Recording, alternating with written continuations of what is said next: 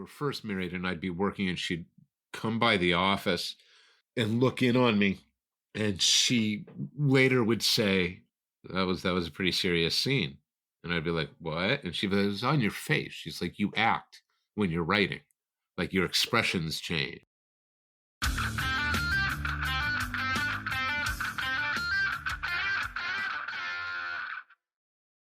Hey, you. Thanks for listening. Each week I rattle my brain for something to talk about, hopefully additive, not distracting. And I recorded this the day before it's published, and I was chatting with my wife, who is on an art residency in Washington State. And in the middle of our discussion said, hey, is this your 5-year anniversary? And I thought, oh, wait, did that already happen? 5 years ago, she was on another art residency in Ireland. And that's when I got the cockamamie idea to start some sort of weekly drink and draw with some art college friends, which evolved into asking people to come on and hang out and talk, to me becoming really interested in these stories that everybody had regarding their creative path or their process or what have you. And so I guess this would be the 5-year anniversary. And I think what prompted her to ask the question was earlier in the day, I had reposted the guest list more or less over the last 5 years and thanking the guests and the listeners. And she thought that this was some sort of acknowledgement of the anniversary, but, you know, being a guy, I forgot. So for all of you who have listened for the first time or for an extended time, I thank you all. And a deep, heartfelt thank you to the creative people who have come on and shared their stories and their time with me and you. Thank you. This week's guest is Greg Rucka, writer of all sorts. Greg is one of those names that most everybody who is a fan of comics knows. And if you aren't 1,000% sure of who he is, you probably know his work like Old Guard that became a film series on Netflix, and also his series Stumptown, which was a television series on ABC. Greg's a phenomenal writer and really interesting person. We just kind of dove right into a subject after some ridiculous conversation about pencil sharpeners. We were both at a time when we were kind of experimenting with different things to keep the juices flowing. So yeah, I really had a great time talking with the keyboard maestro himself. And I hope you enjoy our conversation as well. And once again, thank you for listening. And this is me with Greg Rucka. I bought a beautiful Faber-Castell sharpener that looked like a spaceship. It was like, domed on either side, about that tall, maybe a half inch at the most. And it had like a wedge cut out of it. And in that wedge is where you stuck your pencil. Uh-huh. It sharpened a pencil like you couldn't believe. The problem is every replacement blade doesn't sit right, and it just breaks the lens. Yeah. So I bought this thing like for $35 when I couldn't afford $35 in the early 90s, drawing comics or Marvel. And I'm like, oh, this is going to make my life so much better. And then 6 months later, my life is hell. Yeah, not so good. I have way too many sharpeners just because I misplaced them. There you go. And a bunch of them are 2-stage sharpeners. Okay. Yep. Of various quality. So yeah. I find that I use pencil for breakdowns, for plotting. Yep. And sort of index cards.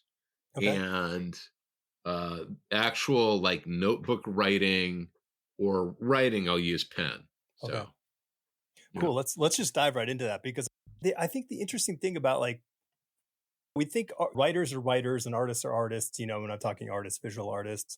But this separation, the thing is the hand and the eye and the mind are so tightly wound together in the creation process that when you sit with a pencil or a pen with paper and you start using your hand to generate story or ideas, they flow. And I talked about it in the latest intro that I did. It is this thing where they come out like sketches. You're just riffing, but when you sit at the computer, or at least for me, I find a bit of formality in it. I can generate volume on the computer. Like if I need to, hey, I need to get 2,000 words done today. Yeah, you can. It's easier. Yes, the tool is easier because you have 10 things poking away at once. Well, and also everything about the tool is designed for that efficiency, right? Like you don't have to change paper. Nope. Right? Like once you have it set up, if you're going to customize it, be you're working in, Clip Studio or you're working in Microsoft Word, once you have your margins, your parameters, your guide set, your profile set, then all you're doing is sitting there and seeing how quickly you can do the thing. Yeah. And and from a writing standpoint, certainly I guess for me, in a first draft, that can be really useful because the goal of the first draft is to get it out, right? Just get it out, and then once it's out, then look at it and start moving pieces around and shaving and cutting and stitching and doing what I think a lot of writers would call the real work. Yeah, sure. Of right, but it's funny, that we're talking about it because in the last couple months I have gone back to composing prose longhand. Okay. And I haven't done that in almost 40 years. Okay. Right? Like when I was in high school, I was filling notebooks longhand. But about the time I was ending high school was about the time that personal computers were becoming more and more ubiquitous in the home. Totally. I got to college, and the Mac, the first Macs were coming out, right? Yep. I had a Mac Plus, with 2 drives, like the internal and the external drive. So you could have the OS and a writing program going, right? You could do 2 things. You were swapping disks like crazy so you could save what you were writing. And so in a lot of ways, and in particular in my professional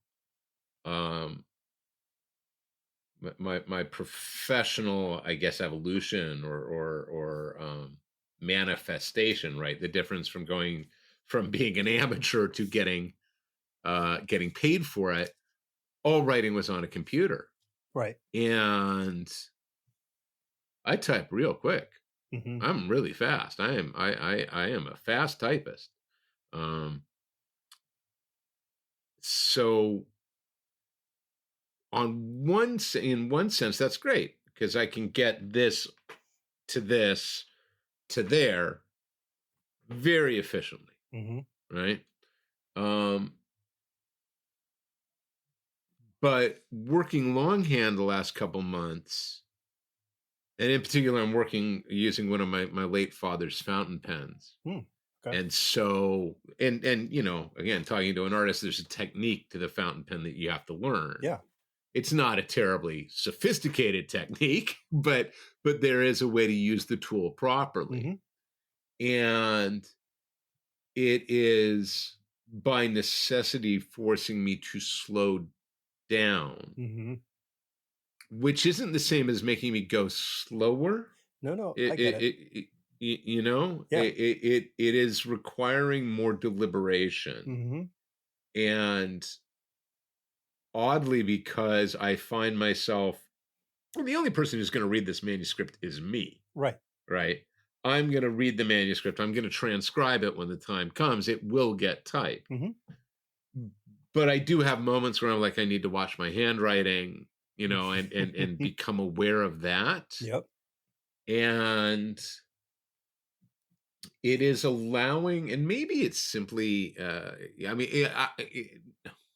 nothing is one thing, right? Like nothing is just like, we all want things to be causal. Well, A goes to B goes to C, and it's not. There's like 18 things that went to B here. There are 18 A's. So one of the things that's going on that I'm discovering is that I'm finding myself less hurried, both to tell the story in terms of the writing of it, right? What I am writing has less. I'm willing to take more time with what I'm writing, and then the other thing is the act of writing. I am more patient with. I would get very impatient. Like if I was in a novel, and I would set a word count a day, and I would be typing the son of a bitch, and every day it would be this many words has to get written, and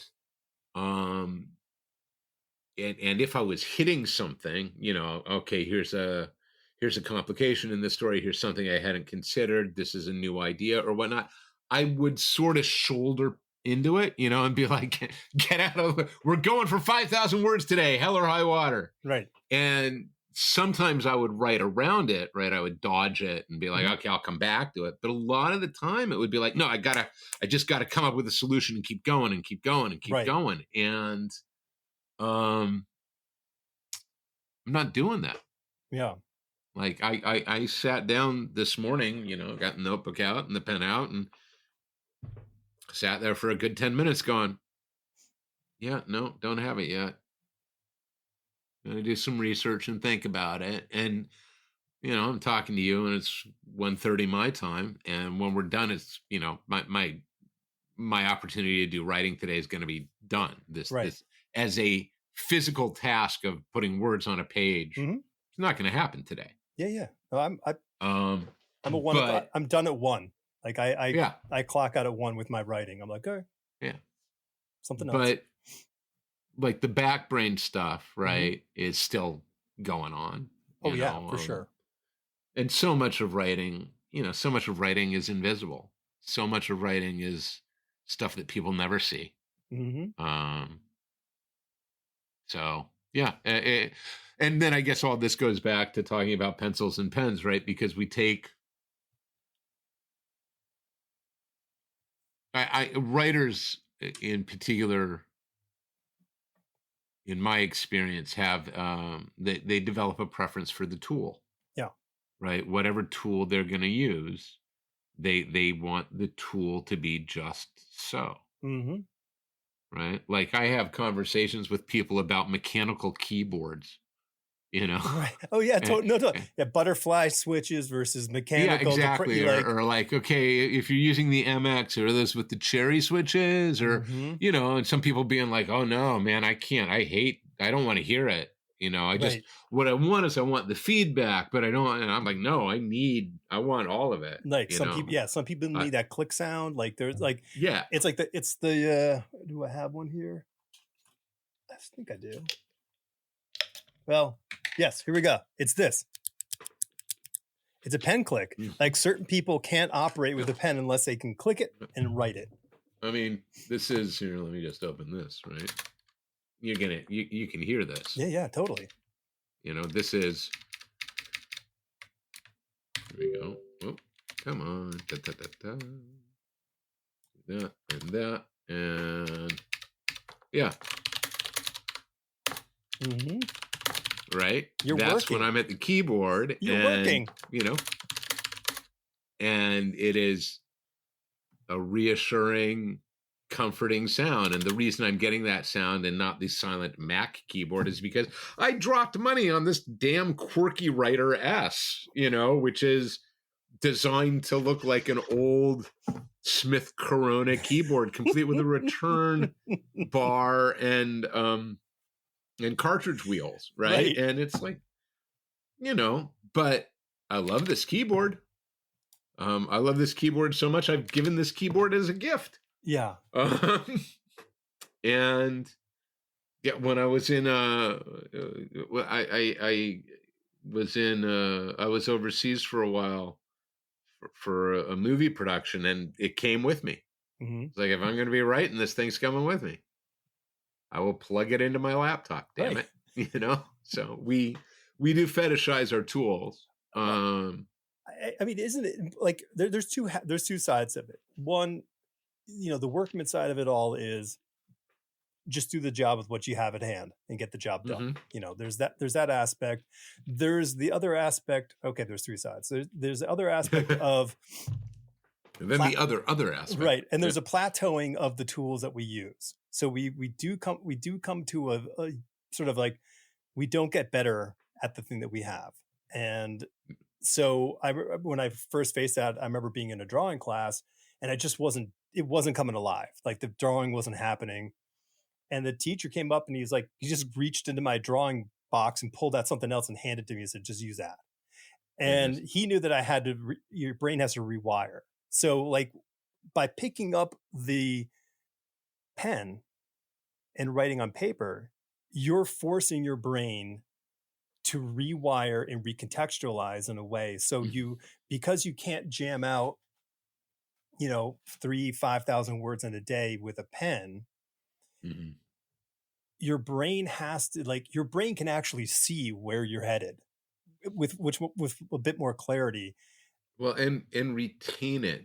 It's funny. Yes. My eldest daughter's taking Japanese, and she'd been sort of teaching herself Japanese for the last 18 months, and now she's finally taking a class and is working on her kanji. And we were talking about just and it's documented, this is known as a learning behavior, right? If you write the thing, it enters the brain in a different way. Mm-hmm. And handwriting it enters it in a different way. Yep. I mean, than typing it. It is that tactile experience clearly engages different parts of the brain. Mm-hmm. So yeah, I'm all for it. Yeah, we know that the wiring works differently for our hands to be engaged and our eyes to be engaged and our brain to be engaged at the same time. Mm-hmm. I guess, would you call it like an analog fashion of using your hand in as a writing implement? That's like an analog fashion versus literally the digital fashion, the digital input. Yeah, fingers.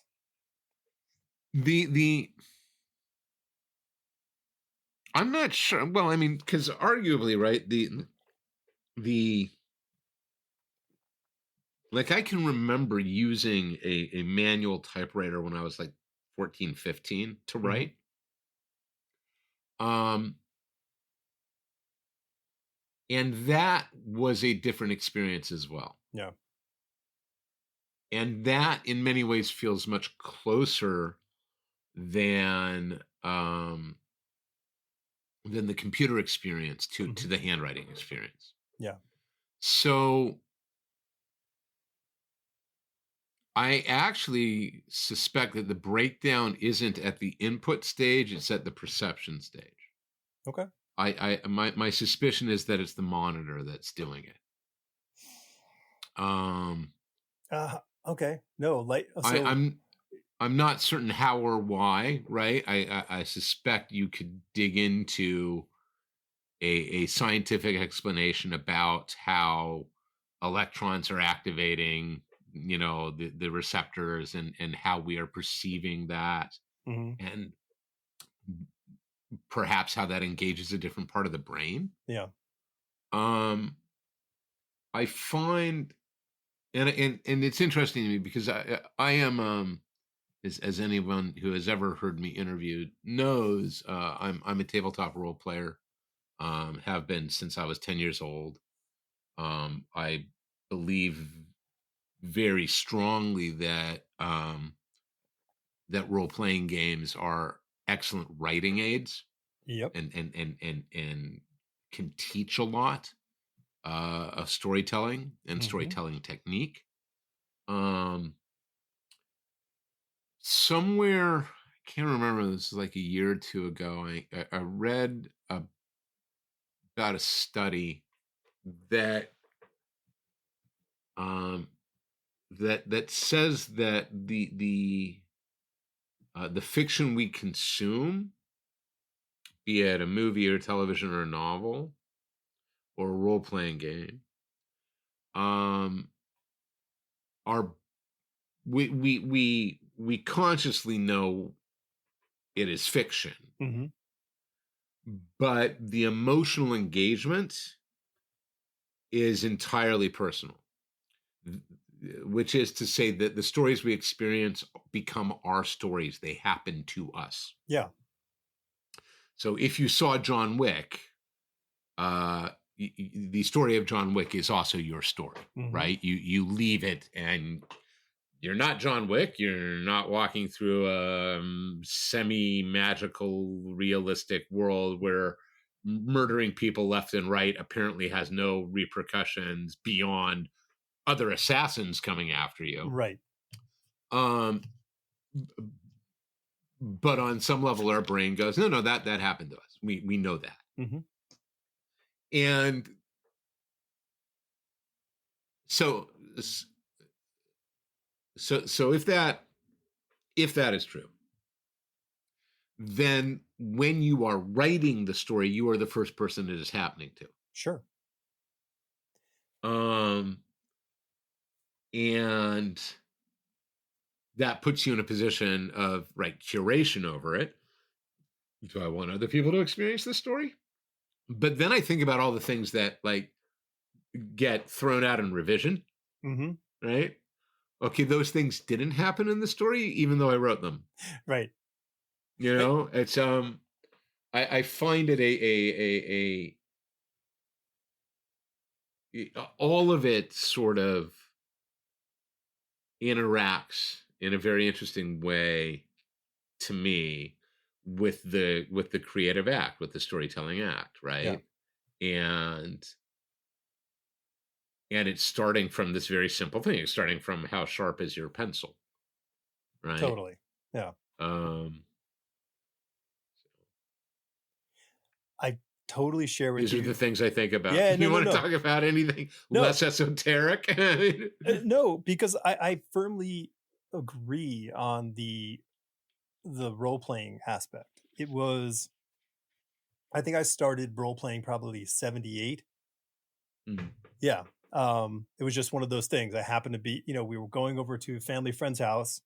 They had 3 older boys, and we were supposed to be watching a football game, and they weren't there. And I, went up to the mother, and I'm like, "Where are the boys?" And she's like, "Oh, they're upstairs playing some game where they're knights or something," And I was like, "Okay." So I went up there and sat there and just lost my mind. It was the most exciting thing I'd ever seen. So, that's what I did for the, following, 25, 30 years of my life in one various capacity or another. And I didn't think that it had great value beyond just entertainment. But when I ventured into the dark side, Greg, I was a LARPer for about 20, for close to 20 years. So it was, I never did any LARPing because I missed that window. I'm too old. Well, right? I'm older than you, but I got it. But well, also maybe where I was at the time. Right. But that said, I have friends, dear friends, who swear by their LARPing experiences. So I cast no stones. No, but what I found it to be was this time. So I'm sitting there, writing my first novel, with all the foolish hubris in the world of saying I can do this, and I realized pretty quick that this was just me playing a role-playing game in my head. I was able to play all these different characters and have them do the things that they needed to do to get through to the next thing. And that's all it was.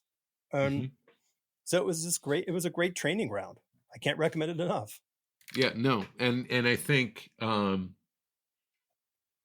interactivity of the storytelling, Mm-hmm. like when you're in a group and you can sort of, when you're gauging the responses, and also when you are incorporating ideas that just, you know uh, didn't think of that, never Yeah. saw that coming. No. um I mean, yeah, I am a uh I think what one can learn from good gaming, and I mean, there are a lot of writers out there. John Rogers notoriously, is a gamer, and used, I don't know if he still does, but used effectively Fiasco, the game Fiasco, for basically teach episodic structure, Hmm. for, like, this is how you put together an episode of Leverage and so on. Right. Like, it's all there. Yeah. It's a great tool, and it's also fun. So, learning fun. It Mm-hmm. doesn't look like learning. I'm there. I mean, anything that is, yeah, yeah, it's a spoonful of sugar. Yeah. Wow, this medicine's going down awfully easy. Whatever you do, don't tell them it's work. No, never. So, but okay, that leads me to a second sort of um, connective element, because doing my deep research on you, it said that you did some stage combat, or not Yeah, stage yeah. combat, but some combat choreography. And No, stage combat. okay, well, I Yeah. didn't want to presume it could have been for an NXS video. No. And No. so but my Amateur theatrical only, I there you assure go. you, sir. Yeah. In the same way, how did that inform your writing? That actually informs it less than having certified as a New York State EMT when I was in college, and having had a modicum of experience, both in New York and in California. I tend to,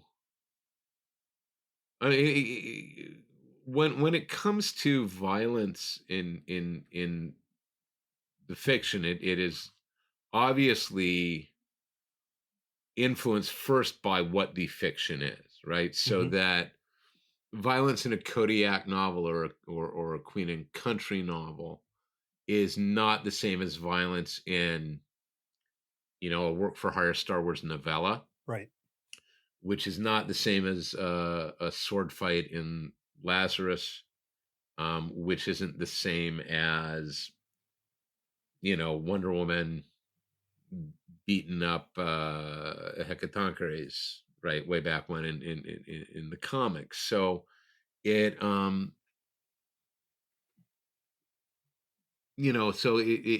it's, I think the thing that tends to govern fights for me, for the most part, is less the realism of the fight than the realism of the violence. Hmm. That makes sense. Yeah. Um, I am acutely aware, because I have some very vivid memories of encountering firsthand the effects of violence, Hmm. one person upon another, and um, almost all the violence we see on film, in particular, is absolute garbage. Yeah. People just don't do that when they are hit. They Yeah. don't do that. And even boxing or MMA, to a great extent, mitigates it, right? Hmm. Because people are going into it knowing what's going on. Now, I love a good fight. And very few things make me happier than a good sword fight. Hmm. Like a good sword fight, wow, I'm in heaven, right? And there are different types of good sword fights, right? You can watch the sword fight in The Princess Bride, is in many ways a garbage fight. It's flourishy and flashy and absolutely unrealistic and just delicious. It's Yeah. so much fun, right? And if you are the kind of person who sits there and goes, oh, wait, they weren't close enough to actually hit each other, you have missed the point of the fight, right? You've missed it. And you go back and then like you compare that with, say, Ridley Scott's The Duelists, Mm-hmm. right? The fight's choreographed by a guy named Hobbs, who was like the guy. This is before HEMA was a thing. Like wrote these fight. They are staggeringly realistic feeling, even if they are not realistic. Yeah. Right. And there are 4 or 5 separate fights in that movie. And each of them is distinct. I in the best of all possible worlds, a sword fight is the story in a microcosm. So, and that takes us to stage combat and why stage combat and how I got into stage combat and all that stuff. When I write fights either in prose or for comics, and those are 2 very different things, right? In prose, it is less about. In prose, it's about clarity, and it's about what it means, Mm-hmm. right? Like there's a fight scene I wrote in one of the Kodiak novels. It was the last published Kodiak novel was called Walking Dead. Unfortunately, called Walking Dead. And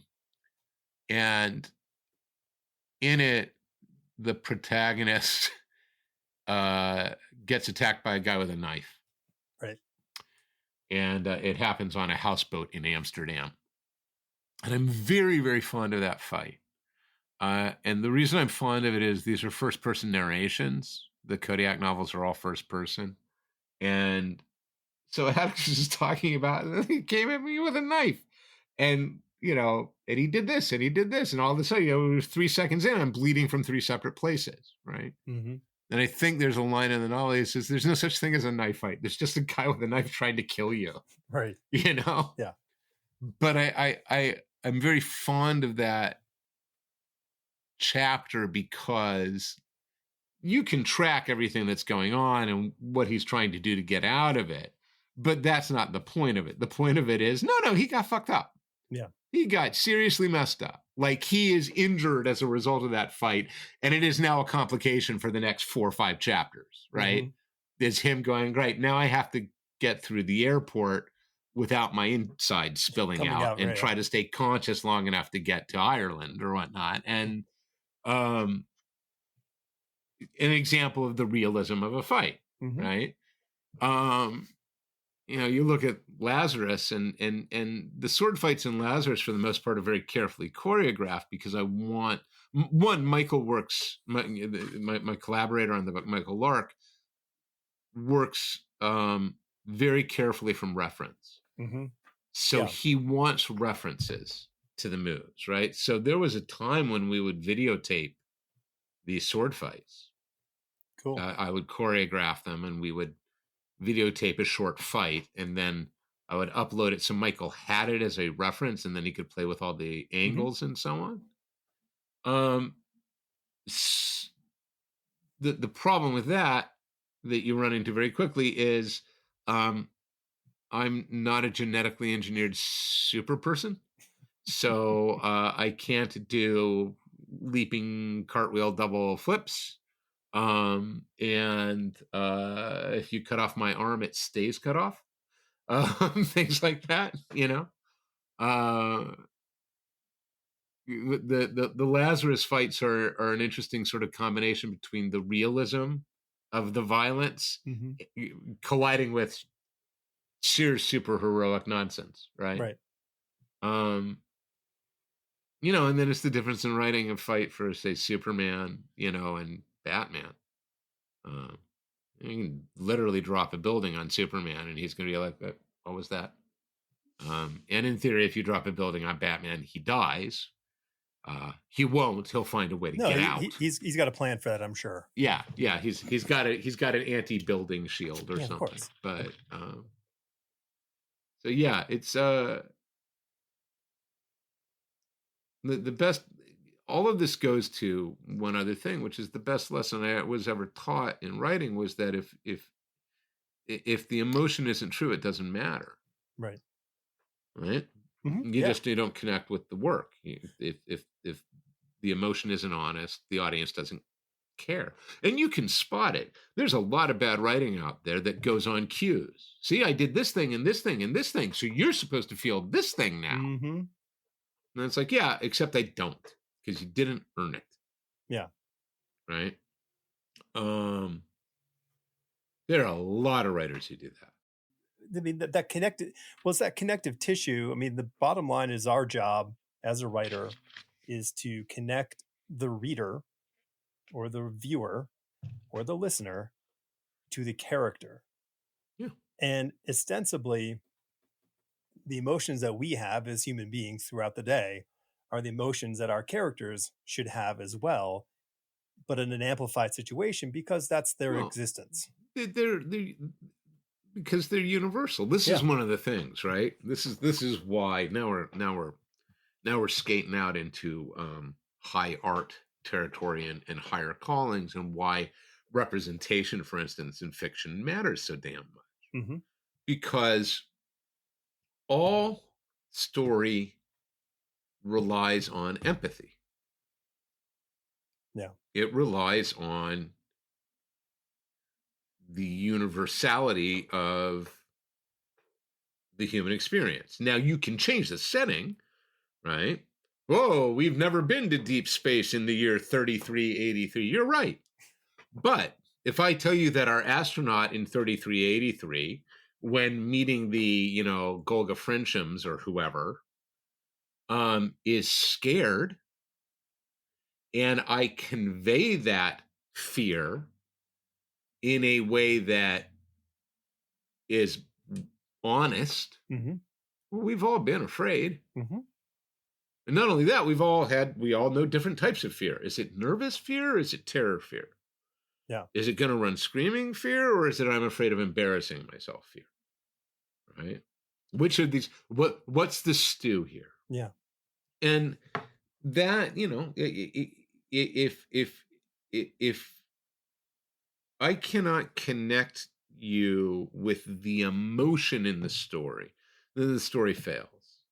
Right? I mean, Breaking Bad, I go back to a lot, right? Because Walter White's a horrible human being. Sure. He is, every flaw of Walter's is of Walter's own making, right? Walter is the poster child for MAGA entitlement before there was MAGA entitlement. Right. I am owed these things. I deserve these things. I have been denied these things. So I will have these things. I will make myself important. Great. Mm-hmm. Lots of people, when the show was wrapping up, talked about Walter as a heroic figure, right? And a lot of people were like, yeah, you're missing the point, including the creators, right? Mm-hmm. And the beauty of what was being done in Breaking Bad was the emotion was true. Yeah. Right? You could empathize because of a combination of brilliant writing and brilliant performance across the board in that show. Sure. You tracked the emotion. But if you think about it, do you really want to be Walter White? No. Right. So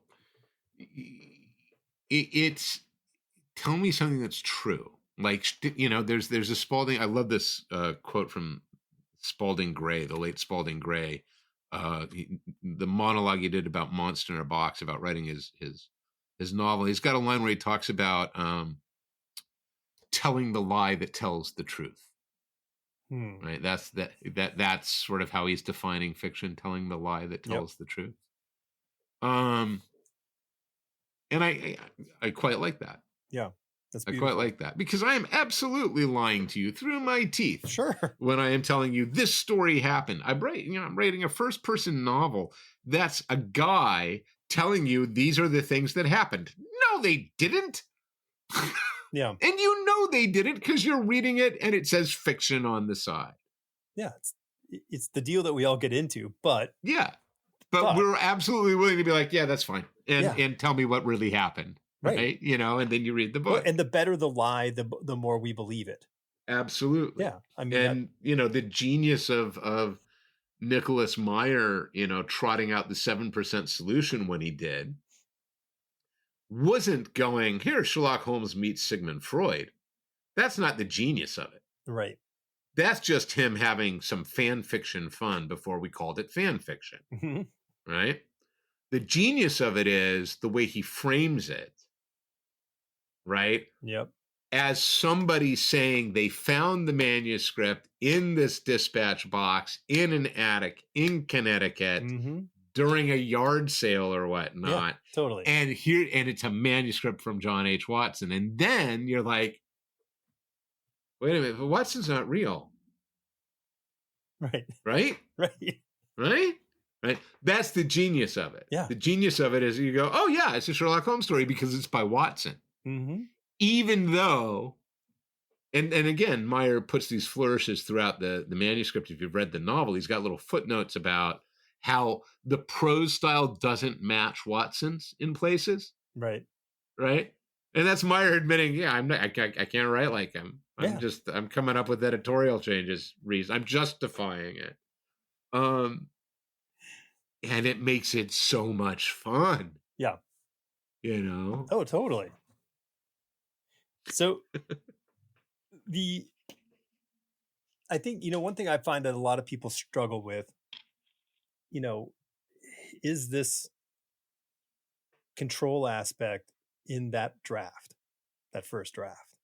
Mm. And I've seen the range of people just talking themselves out of even starting. I've seen people just circle the drain of the first chapter.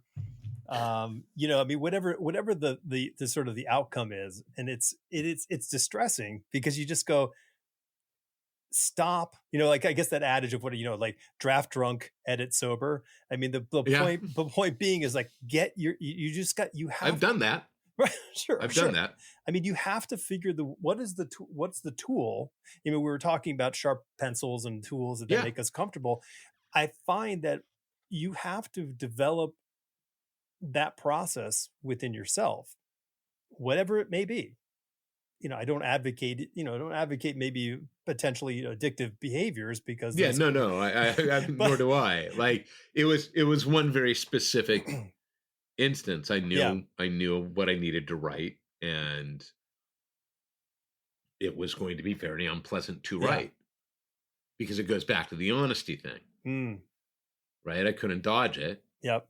If the work was going to have any merit, I was going to have to be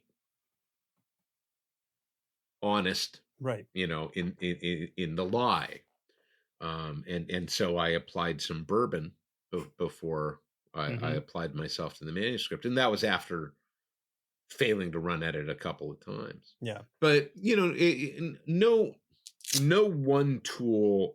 It's all the same writing advice, right? What works for me may not work for you. What worked for me today may not work tomorrow. Right? We go through. There are different things that we're talking about now, right? The first thing is you have to sit down and do the work. Yeah. Right? You have to sit down and do the work. And it is work. And a lot of people fail right there because the second it becomes work, it's too hard and they don't want to do it anymore. And that's not why they were writing. And writing used to be fun. And it was this thing they just did. And it was enjoyable and free. And now they got to sit down and actually put out pages. And it's not fun anymore. It's like, too bad. Too bad. Right. Do the work, find the fun again. Right. Apparently the day job is fun. Yeah. Yeah. It's like, so one, respect it, right? Grant it respect. Right. If you want to get good, I think you need to grant that requires effort, right? One just isn't good. One has to work at it. So, the quick version of that is put your ass in the chair and write. The second part, which is just as fair, but again, layers up, right? Is okay. Well, now my ass is in the chair, but I can't do it. Like I don't know what to do, or I'm vapor locking for any number of reasons, Yeah. right? I can't get started, or it's not perfect, or whatnot. And now we hit all the traditionals. Don't let perfect be the enemy of good. Mm-hmm. One of the hardest things, I think, certainly aspiring writers, and by aspiring writers, I mean those people who are not um, consistently putting work out in front of others, Mm-hmm. right? Is that there's sort of a double whammy of it has to be X level of good, Mm-hmm. and it has to be X level of good right away. Right. And I've seen, there was this thing, I'm on Blue Sky, and I was looking at writer's advice. Somebody was like, what's the best advice you've gotten that isn't common? And people breaking down. There was one thing about, what they really mean when they say, murder your darlings and Right. so on. And this person was like, don't murder them. That's not what nothing is murdered. You just put it in another file. That's not what I say this as somebody who, has some 20 plus novels published under my name, and God knows how many comics, and, 3 screenplays that have my name on it, name on them due to inputs of varying degrees, Sure. right? Right. You're never going to write anything that's so good you can't write it again. No. You're just not. Yeah. But we think we are, right? Like we believe that we and I say this as a guy who has lost 30,000 words of a novel, right? But just hard drive hit it. Yeah. That's 1/3 of a novel gone Yeah. that I agonized over, gone, never to be found again. Yep. And it's not that precious. Yeah. It's never as precious as you think it is. There's stuff you love, and sometimes you got to fight to keep it. Sure. And I grant that. But one of the biggest things that I actually think gets in our way as writers is the problem of being a writer.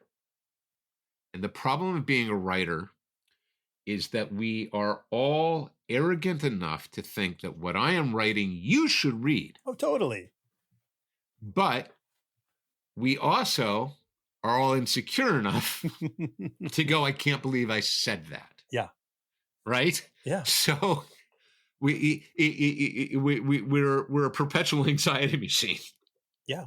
And learning how to get out of your own way and just tell the story. Just tell the story. Just tell the story the way only you can tell the story. Yep. Because that's what makes your voice and my voice, that this is why there are so many different writers. Right. Right? It's because each of us has our own voice. I can't tell the story the way you're going to tell it. I cannot do it. No. The best I can do is parody you. I might do a really good parody. Sure. I might do a parody that's so good it's called an homage. Right? Yeah, totally. But Greg Rucka writes like Greg Rucka. Yeah. And so getting out of, like I say, getting out of your way is, I think, one of the biggest hurdles at the start, because we sit down and we go, I am doing this momentous thing. It has to be right. I have to have this, I have to say so. No, you don't. Just tell the goddamn story. Yeah.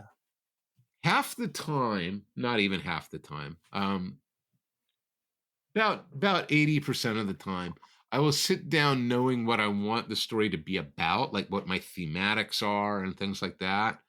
And then I'll finish a draft and I'll be like, oh, it turns out I was writing about something else entirely different. Totally. I was totally wrong. And the best example I can ever think of when people ask me about that is the Old Guard. Mm-hmm. And I was on issue 4 of 5 of the first, right? And Leo was drawing along cheerily, and I was having fun. And I was on a call with Alejandro Arbona, my sort of editor on all things comics. And I was trying to work out, okay, how am I going to land this plane in the last issue? And in that conversation, I realized, I'm writing about my father's death. Mm. Here I thought I was writing about these things. Right. And it turns out, no, I decided to write my silly Looney Tunes live action, in quotes, cartoon about why people have to die. Yeah. Not why this person must die, right? Mm-hmm. But why death? Mm-hmm. What is the merit of death? That's what I'm trying to figure out. Now, I can think of few things thematically that are bigger than that, right? No, that's like, sort of our existence. Yeah, that's pretty much me going, I've decided to ask myself a fundamental existential question. I never would have started the damn thing if I had sat down and said, I'm going to write about why death. Right, because you would be like trying to tackle this subject. You're like, I am not the person for this job. Yeah, no, no matter how much I think you need to read what I write. Can you imagine just trying to get the first sentence out? Oh, no. Dragging that train, right? Like, what's your first sentence when you're like, I am writing about why death? I guess we open up the Old Testament at that point. So, yeah, I mean, right? Literally, like there are authors who have literally spent hundreds of thousands of words trying to answer that. Sure. I was never going to get out of the gate if I knew that was what I was writing. No. And I didn't. And it only became apparent when I was able to look back and go like, oh, these are the things, right? Mm-hmm. Yeah. Like the thing I'm working on now, I know. And I've known for a while. I'm writing about cycles of violence. Mm-hmm. I'm writing about survivor's guilt, and I'm writing about getting old. Yeah, I know that, and all these things are in the manuscript. I know that too. And when the draft is done, I'm going to discover it's about something else entirely. Yeah, and I know that. It's like, okay, fine, that's fine. Right, but we have to have like the, the flags and the markers out there for us to trek out toward as we write. Yeah. In however fashion is, I already know what the ending of my story is going to be. I've outlined the whole thing. These all are all valid, all great, all fantastic. Hey, I've just got this whole thematic idea and I'm just going to discovery write the whole thing. Fantastic. Mm-hmm. Great. But it is when you are done and you can shine a light on the damn thing, or somebody else reads it and goes, wow. And that happens a lot too. Totally. It's like, what is that? I literally had an interviewer once ask, so this thing about fathers and their daughters comes up all throughout your work. And I'm like, what are you talking about? Sure. What are you talking about? Yeah. Literally, and this guy turned around and he said, this one, this one, this one, this one, this one. Yep. This one, this one, this one, this one, this one, and this one. And I was like, yeah, I guess I do. Yeah. I have no idea why I'm doing that. I have no idea why I keep coming back to it. Certain things I know I always come back to. I always come back to nature versus nurture. I always am writing about nature versus nurture. Anything else that's going on in the story, notwithstanding, there's always a nature versus nurture thing going. Yeah. But yeah, this is why I am a fan of that first draft, right? Because you put the first draft out and then really, and only then do you know what you wrote about. Yeah. No. And again, it doesn't. So this is the other thing, right? We talk about the tyranny of the blank page and how hard it is to get started and the vapor lock and stuff. It doesn't have to be about anything. No. Tell the story. Yeah. Just tell the story you want to tell. Totally. You'll find out what it's about. Yeah. I have a friend who I love dearly and who I argue with constantly, and he is one of these creators who just knows from the start it's going to be about this thing. And I'm always like, don't. Mm-hmm. Don't. Just tell it. and Yeah. then find out what it's about. But the way he works, for better or for worse, is no, the story is going to fit what it needs to be about, right? It works for him. Doesn't Hmm. work for me. For Yeah. me, I've got the story has a tail, and I grab it, and then it drags me, Yeah. and I end up where it takes me. And where it takes me, I may know where my destination is. I may know Sure. this is going to be my last scene, but it's still the story. I'm fond of talking about. There's another Kodiak, Critical Space. For years before I wrote Critical Space, I knew what it was going to be. I knew what the ending was going to be. It was one of those books where, like, at book 3 in the series, I had known this is book 5. I Okay. knew what was going to happen. Yeah. And the time came to write book 5, and I'm ticking along, and I'm writing, and then I get to the end of part 1, and part 2 is where this stuff is supposed to happen. Literally, and I'm using the word precisely, right? Literaturely. Every character got up and walked out on me. They literally tools down, took up picket signs, and walked out. And they're just like, I don't know what you think you're writing, but that ain't what you're writing. Yeah, totally. And I had 2 weeks of like, what the hell just happened to my novel? Right. And how do I get it back? And I can't get it back because that's not what the story wants to be. And I am aware every time I talk about it how florid that sounds. I once was on a panel at a mystery convention where I had somebody get very angry at the idea that characters spoke to them and told them what they wanted. They do what I tell them, they said. I think that's garbage. And all I could think was, and that's how you construct a story. But to me, these people are living in my head. They and are. They're talking to me. I don't force them to do anything. I write down what it is that they're doing. Yeah. Doesn't mean you're wrong, Right, sir. But don't tell me that I'm full of shit. Well, it's like I know what works for me. You're John Watson. You know what I mean? Like, that's the way I'm working. Right, Yeah. right. No, I mean, I'm the same way. Like, for me, like, my characters they're doing their thing. Like, if I've done my job, they're independent and they're going to do the thing. And while you were talking about, like, you forcing a theme or whatever, I mean, I always think that's a very concerning activity because you're sort of like, it's like trying to make everything work within this sort of like divine plot you've mapped out. Like, it's got to all get in here, and if it doesn't work this way, it doesn't work. But the way I kind of look at it is I look at it as therapy. Like, you go into therapy saying like, hey man, I'm having a real hard time communicating with my spouse, or work is really tough or whatever it is, and then you're like, 7 sessions in, and then you start crying, you're like, it's all my mother's fault. You know what I mean? Like, it's, you don't know until you do the work and get in there and get your hands dirty. And next thing you know, like, someone's like, well, did you ever think about it might be your mom who, said this thing to you? And you're like, or the, it's interesting. You keep talking about your mom. Yes, exactly.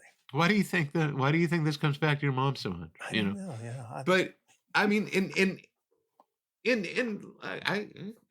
I write plenty of things where I'm like, I write a lot of stuff out of anger, right? Stuff that has made me furious in the world. I'm going to write about it. That's not necessarily thematic. That's topic, right? But going into it knowing that's not the problem. I am pissed off about wealth inequality. I'm going to write about the abuses of the billionaires or whatnot. Okay, great. I know that. That's not a thematic. No. Right? That's simply a topic. Yeah. For me, theme is emergent. Yeah. I never know. I know what I think I'm writing about. And sometimes I know what I want to be writing about. Sure. But and that's part of the joy of it, isn't it? I mean, like, if to me,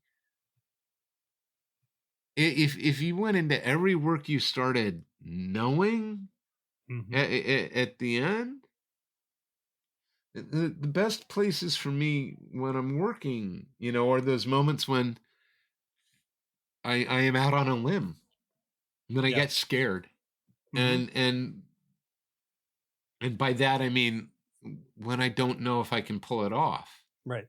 when I don't know if I can manage the voice or the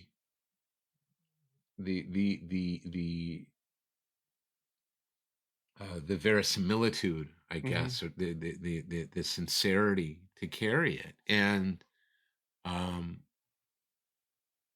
in that sense, fear is a great motivator. Um, I think, again, I think some people start out thinking, oh, I shouldn't be experiencing any of these things, right? Like writing should just be like, and now I am using the words to tell the story I want. Hmm. And for me, like my bride, who is also a writer, Jennifer Van Meter, sometimes would, when we were first married and I'd be working and she'd come by the office and look in on me, and she later would say, so you were writing you were writing that was a pretty serious scene.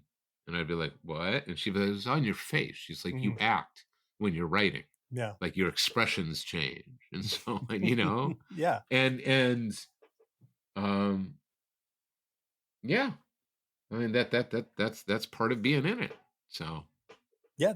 I mean, I think that's part of, I mean, it's a, we were talking about role playing earlier, and listen, it happens in movies, this sort of this emotional transportation. We get this, the low hanging fruit would be the shock scare. Okay, yeah, ooh, I'm now I'm scared, but mhm. you can get carried along within the emotional context of what's happening with these characters. But as you said, we're the first readers, and like, so we are feeling it, or we should be feeling it. I mean, if we're doing our Yeah, job well, and we are. and if we're not, Yeah. something's wrong. Right. Yeah. Yeah, It and was. that takes us all the way back like to an hour ago, right? Yeah. Which is make me feel something. Yeah. And if all you're doing is throwing cues at me to tell me how you want me to feel, but not making me feel it, well, guess Hmm. what? That's hollow. Yeah. All right. If I'm supposed to be, excited for this character or scared for this character or aroused by what's happening in the story or angry or whatnot, I, as the author, need to, on some level, feel that. Hmm. Because if I don't, how the hell am I going to convey it to you? Right.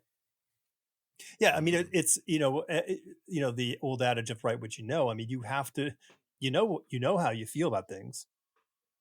So, and that really is the and number one and thing. that's what they mean, Yeah, right, right? right. It's not like, That's well, I only know about, stacking boxes in a warehouse, so I guess it's the only hmm novel I can write. No, you can write any novel you want in the world, but you have to convey, the frustration you feel, when another truckload pulls up and it's, 4 o'clock and you're shifting off and in an you hour, yeah, and and then it's 104 degrees and you haven't had a break, right, or yeah, when you've spent all day stacking boxes and somebody tells you that you stacked them in the wrong place, right, or yeah, and yeah, I mean that's another one, right?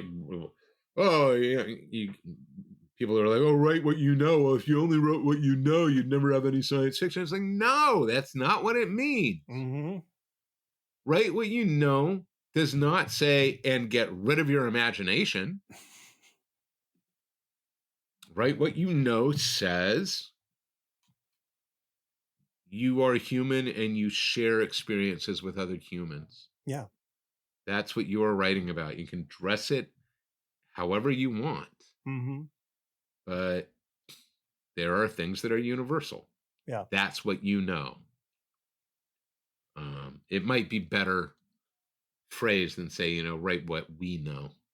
mm, You know. yeah. Um, I mean but that even that would be misinterpreted by pedants. So yeah, I mean that's probably what was the greatest success for Pixar for their first 20 years was they were making universal connections in their yeah, stories that we all know. We all know these things. And it was an easy way for them to have the audience be on board at whatever level. Even if you've never been married to the same person for 60 years, you can yeah, understand that context and their yeah. death. The That first con 5 minutes of Up, yeah. it oh, I get okay, I'm in. Not even that. I mean, you want to talk about Pixar? Go to the Pixar logo, Yeah. right? You know, and what's the that original short with the With desk lamp? the Luxo lamp. Yeah. Yeah, yeah. And Luxo Luxo has emotion. You Yeah. empathize with Luxo. Mm-hmm. Like that was their genius. Was they were like, oh, we can move Luxo in a way like a puppet to evoke recognizable emotional responses. And the second you get that, you get empathy. Yeah.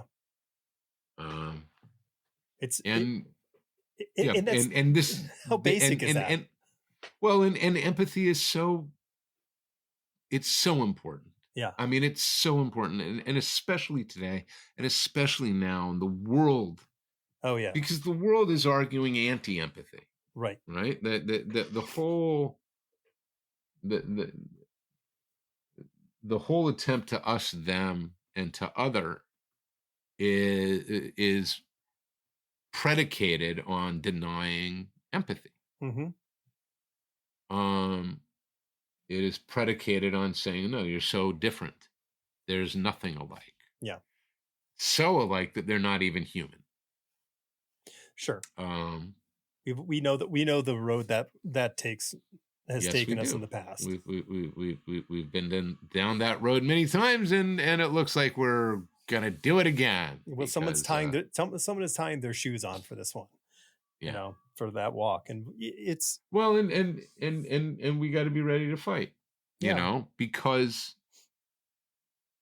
again, this all we have are these connections, it's yeah, right? And so, and that is our again. That's I want to tell stories that are going to entertain, right? That's first and foremost. hmm That the goal is let me entertain you, right.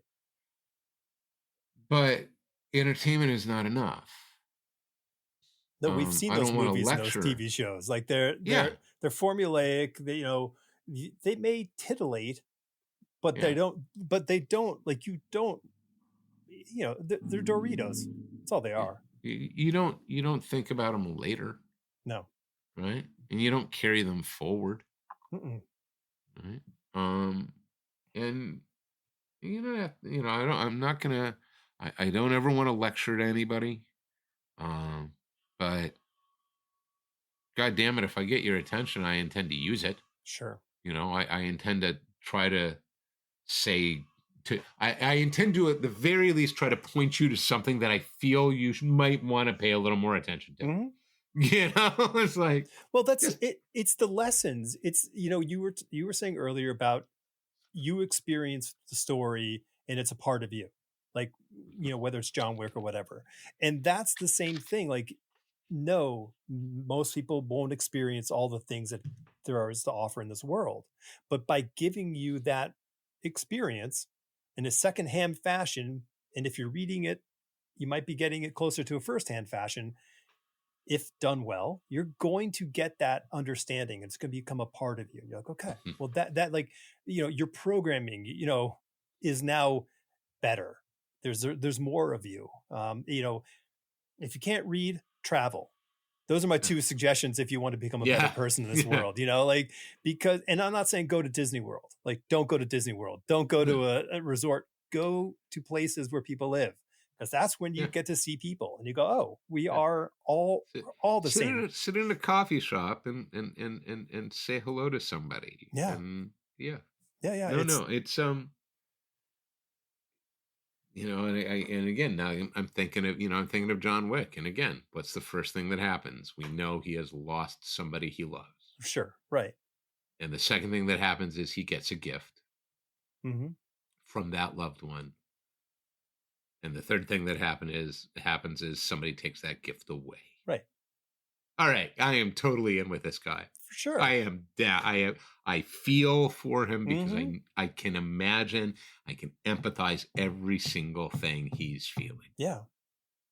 And Every single thing he's feeling. there's a certain beauty in an actor like a Keanu Reeves who isn't highly emotive.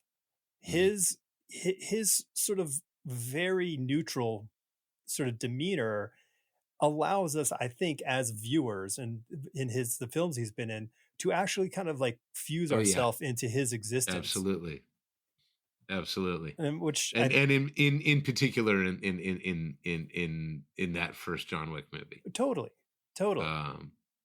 Yeah, Because you look at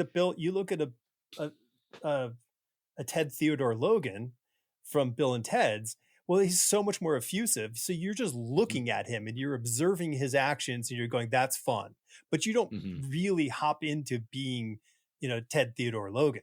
Like that's not what's happening. The entertainment is very different. Yeah. Yeah, no, for sure. And it's not you're not asking, the movie is not asking you to put yourself in his place. No. Chances are there's a way higher percentage that assassins will come and kill your dog in your life than a time traveling phone booth will pop out of the sky. Right. The flip side is that you're far more likely to encounter a Ted Theodore Logan in your life, for sure, than you are a John Wick. I've spent much time with many Ted Theodore Logans. Exactly. So,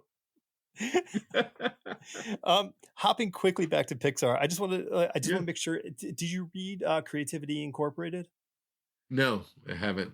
Okay, I can't recommend it enough. It is absolutely. It really encapsulates the whole philosophy of that company from idea before it came off the rails somewhat. You mean? Well, yeah. Let's keep hoping there's a chance. Oh yeah, we have to have hope. Right, totally. Okay, so what I'm very curious. Like, so a friend of mine, I don't know if you know who Van Jensen is, the writer, does comics, and Van published his first novel last year. And his novel entered a bidding war with Hollywood before it actually got out on the shelves. So that's good and bad. Yes. His life has changed irrevocably as a result. Yeah. And he has now had to shift a lot in his life to accommodate what's happening to him. And I'm just wondering for you, your sort of your output and your volume is prodigious, and you've been doing so now for a couple of weeks. But like with something like Old Guard, that does change, that has to change the process, the framework. What the movie did, writing the movie and getting to be involved with it, as I was, in particular working with Gina Prince Bythewood, who directed it and was just amazing. I'm really, and I've always been bad at this. I'm not good at seeing where I am at any particular moment, right? I'm just doing my thing. So the biggest thing that had happened and that sort of has changed is now I have a relationship with Hollywood that I didn't have before, right? And frankly, it doesn't matter. Fortunately, the Old Guard was good, right? Yeah, right. And I feel I can say that somewhat objectively. It is a good movie. It is an entertaining good. It's got a beginning, a middle, and end. It does everything it's supposed to do. It delivers what it says on the tin. So that's a bonus. But as far as Hollywood is concerned, that really is just a bonus. Mm. right? Because the thing that really is important to Hollywood was you wrote the thing and it got made, Sure. right? Right. Yep. Like the got made is more important that and didn't suck. Yeah. like Right. like it got made and sucked has not killed really many a career. No. Um, so in turn, what that's done is it's allowed me some other opportunities in that realm. Now, I don't have any power. Right. I have some juice, but not a lot of it. Certainly, Hmm. I am not going to get anything made simply on the basis of my name, right? Yeah.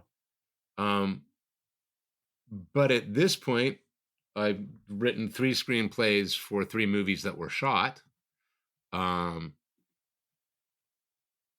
so to some studios and some producers, I am now a reliable investment, right? Hmm. Okay, we can talk to Rucka about writing this. Right. Hollywood is really weird. Um, and you know this, I mean, you know this from comics, right? People outside comics go, "Oh, you're in comics, you must be loaded." It's like, Yeah. why would you think that? Well, Superman, Batman, everybody knows who they are. Uh-huh. And right? And by the same token, they're feeling, oh, he had a movie made. You guys must be on Easy Street. It's like, Sure. no, Solid gold no, helicopters all the way. yeah, no, no. It's. I'm still having to get up early and putting my pants on one leg at a time and all of that. Hmm. So, I mean, honestly, what what has changed are the biggest thing that has changed are is the opportunity of where to tell stories and who to tell them with. Hmm. Okay, that's great. Um, I got to develop a pilot for a potential TV series by an author who is one of my favorite authors. Um,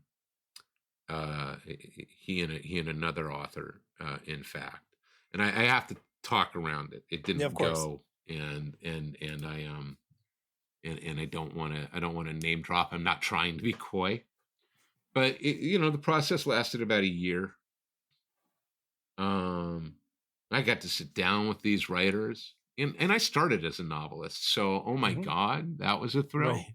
No, totally. Um, the pilot didn't even get picked up, and it didn't get picked up because the people that we were developing it for, frankly, fumbled it badly. They Hmm. blew it. But I never would have gotten to sit down and talk to this guy before, right? That's a direct result. Yeah. Heart of Stone. I don't know if anybody saw Hmm. Heart of Stone, like the Right. Gal Gadot thing. Look, they came to me and I created the agency and the universe and I wrote them a draft and then they fired me and they brought in another writer and then they fired her, and that thing when it was done had like 9 writers on it, Hmm. and still I and this other and the second writer, our names are the ones on the screenplay. Like if Right. you look at the credits there, Right. apparently there's one line of dialogue in the movie that I wrote Mm. that survived from my drafts, right? Yeah. So, okay, I will say, that I've learned a lot. I've learned when you write a novel and when you write a comic in particular, creator-owned comics, right? Your investment and the product and the thing that you create, that's yours. You have an authority there. For Yep. better or for worse, it's you. There is no ego in Hollywood writing, in film, No. right? I can't speak for television because I ain't a showrunner.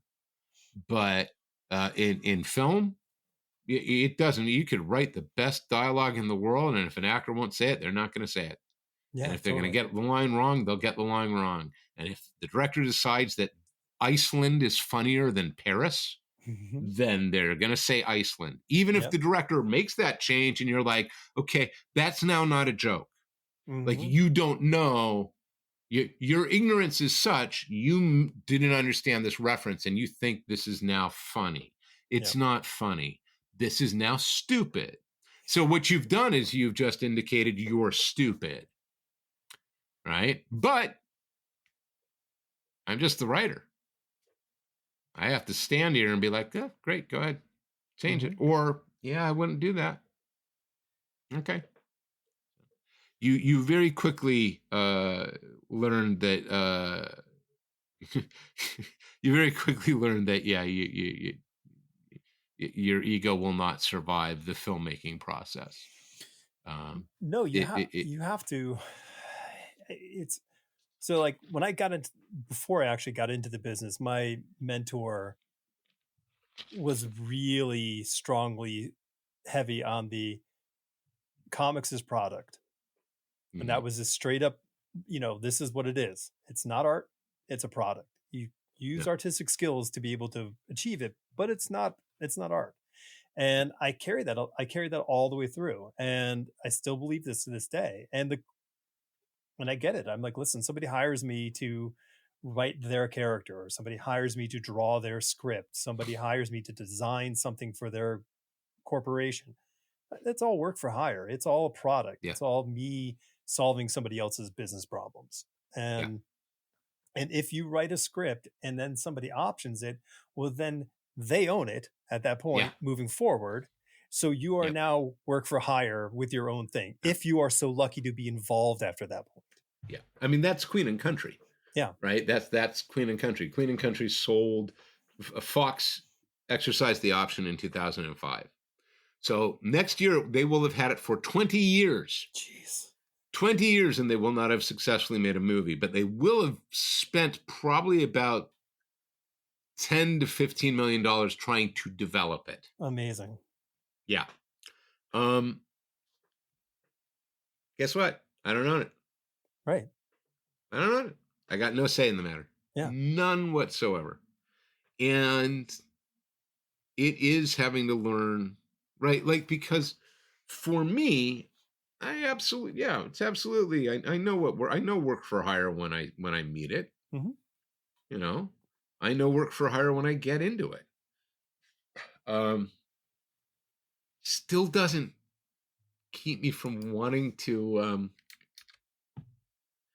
treat it like art. No, well, isn't that the? I mean, that's like, the creative curse. Yeah. It is. I've never, and this is going to sound a little self-aggrandizing, but I sincerely mean this. I've never ever learned how to phone it in. I can't. Yeah. I don't know how. I don't know how people do it. I know. I don't. And there have been so many times when I wish I did. Mm-hmm. When I wish it was just, I just write the damn thing and let it go. And I can't. I can't. I've been doing this for 30 years, and I still don't know how to do that. Yeah, I don't. I don't, and I think it's one of those things, especially for me, having started on the visual side of drawing stuff. It's clear when you phone a drawing in, like it is so clear, Well, it's clear when somebody phones the writing in. Oh, for sure, right? But you do have the opportunity to get out of the room by the time they finish reading it.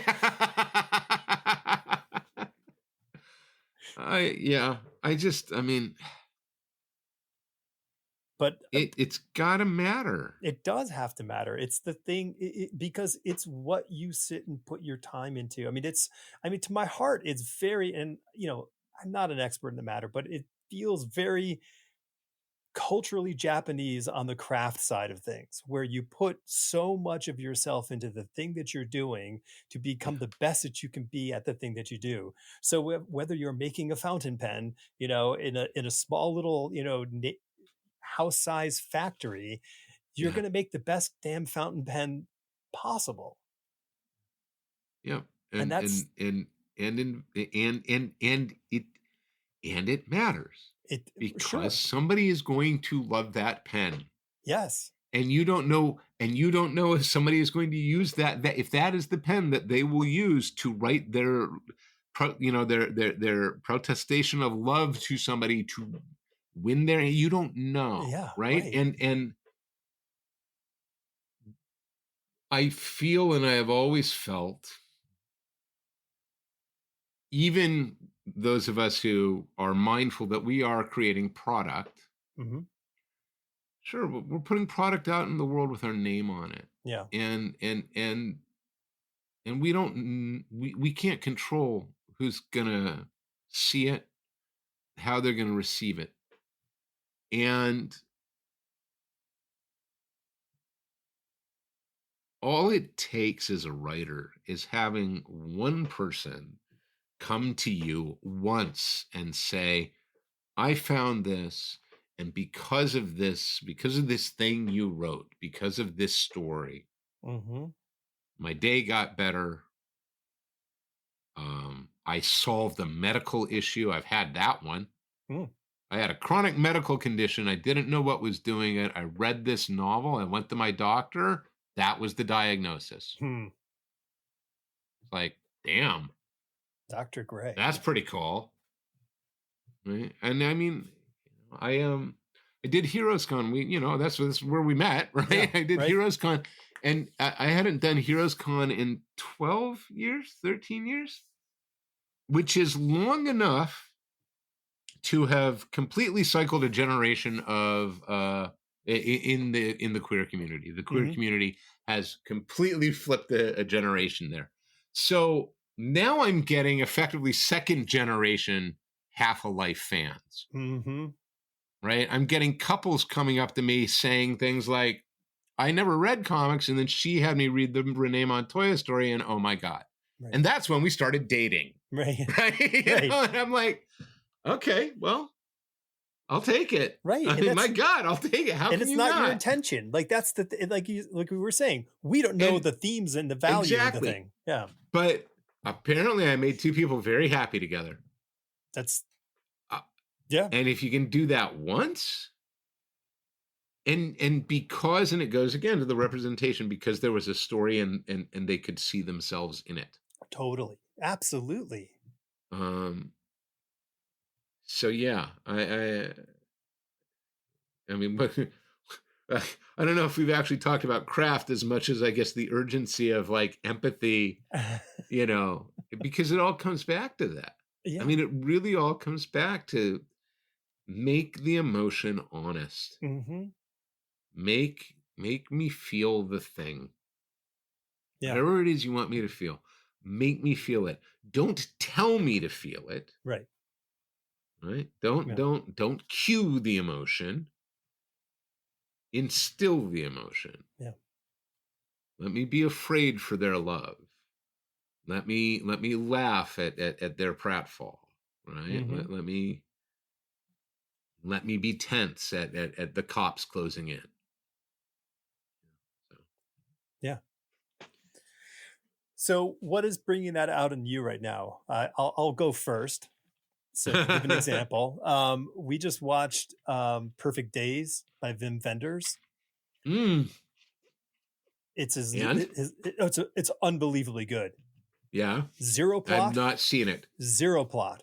It is Yeah, just a character, and 4 days, I think, within this character's life. huh. And Greg, you have to stream it tonight with your wife. You guys will just be thrilled. Like I absolutely. love Like, his work. I So mean, yeah, I'm there. the hair on my arms is standing up as I'm talking about this. It is that good.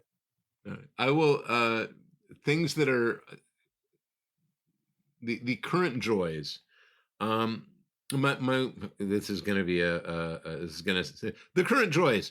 My wife's husband, my wife's father passed away about a month ago, and this is not a joy. This is me setting the stage. She had been out of town for the last 10 days because she was with her sister getting the house in order. Mm-hmm. So I ended up binging season 3 of Shoresy. I don't know what that is. The Jared Kiso, is the guy who created Letterkenny. sort of Mm-hmm. spin-off show about the very rude hockey player who appeared in Letterkenny Always from Behind. Okay. Um, there are 3 seasons so far. This is the end of the current one. I had seen it, it dropped, and I ended up literally watched it all in one night. And oh my God, it's so good. Yeah. It is almost unconscionably good. Hmm. And it is a great example of a almost guerrilla filmmaking. Like it is not Hollywood. They are doing this up in Canada. They're shooting in Sudbury. They are using Canadian talent, and it is so good. And the guy who directs it, whose name I just blanked on, and directed every episode of Letterkenny, directs all of Shoresy, is amazing. Hmm. Like, just this show can turn on the crassest, most bawdiest humor on a dime and bring you to tears. In a pivot Hmm. in 10 seconds. So there's that. It's been terrific. And then last night I finally watched, and I'm surprised it took me this long to watch this, because the guy who wrote it and the show creator, one of the show creators and executive producers, is one of my idols. I watched the first episode of Monsieur Spade. Oh, okay. Um, I remember when Tom it was. Fontana, Yeah.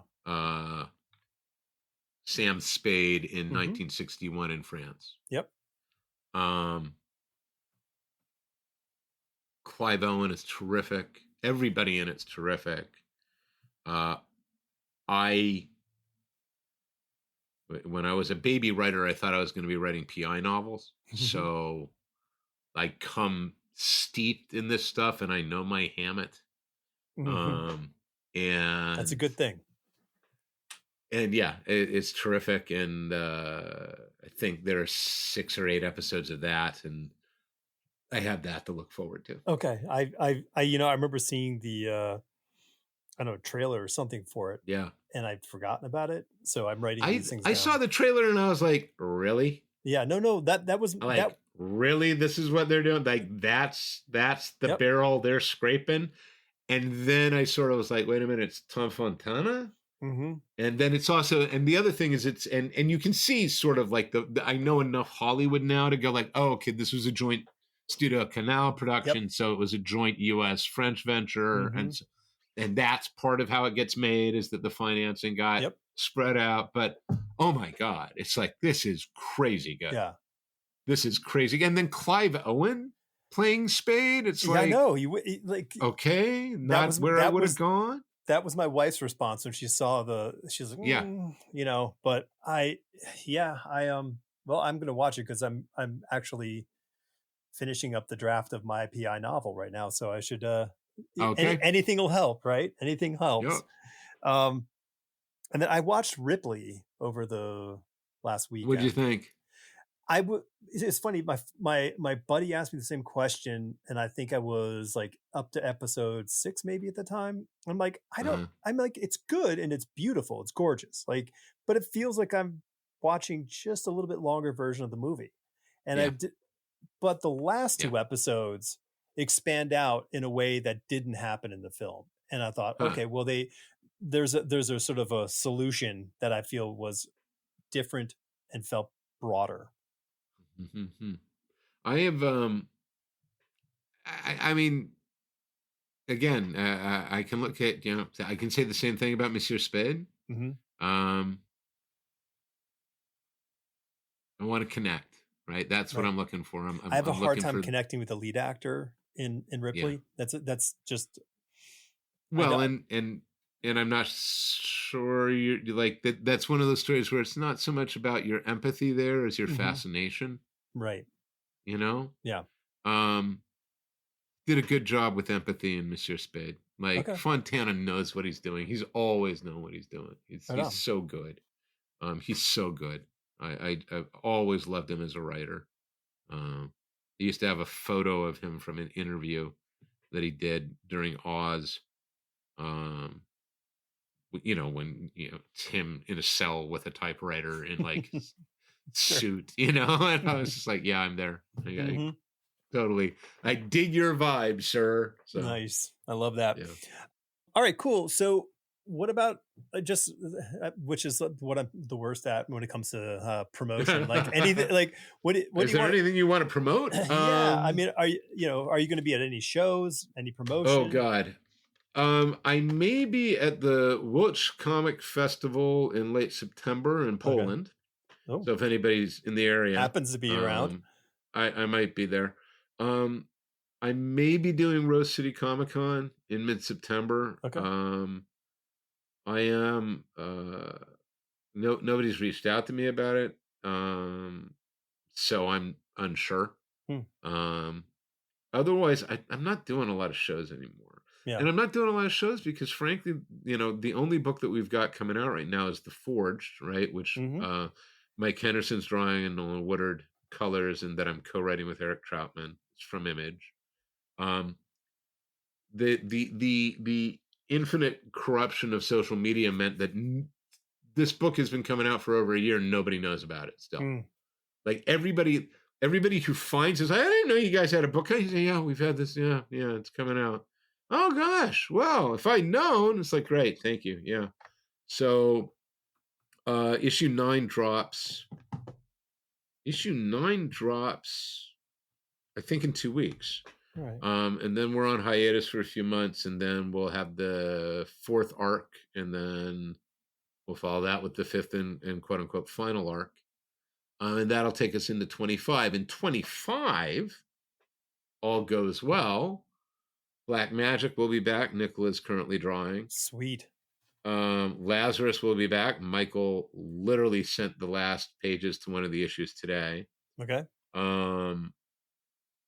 Cully Hamner and I have a mini that we've only been working on since 2019, so hopefully that'll come out. Well, Cully's he's a terrible person, so Yeah, Cully. And then hopefully I'll have a novel coming out next year if I can get this thing finished. So there you go. I'm pretty sure I'll be able to sell it. I'm pretty sure I'll be able to convince somebody to publish it. Okay, well, just make sure to keep some ink in the pen while you're writing in the morning. Yeah, that's my one of the pleasures. tip. One of the pleasures of using a fountain pen is getting to choose which ink am I going to fill it with next. Well, my new friend. Yes, that was lovely, man. Yeah, this is great. You have a good one. Yeah, you too, and thanks for coming on. Yeah, and hopefully we get to do it again sometime.